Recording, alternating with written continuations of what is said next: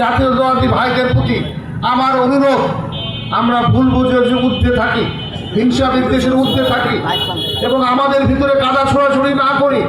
আমরা আমাদের ঐক্য অটুট রাখি এবং সকলেই আমরা জাতীয়তাবাদী, আমরা সৈনিক।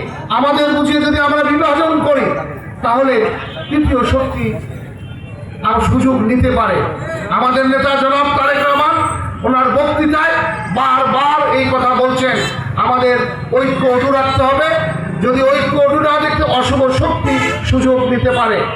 তো আবারও আমি সকল জাতীয়তাবাদী পরিবারের সদস্যদের প্রতি আমার বিশেষ অনুরোধ, আসুন আমরা আমাদের ভেদাভেদ ঊর্ধ্বে রেখে আমরা সকলে ঐক্যবদ্ধ হয়ে জাতীয়বাদের সত্যিকার অর্থে তারেক রহমানের নেতৃত্বে আমরা কাজ করি।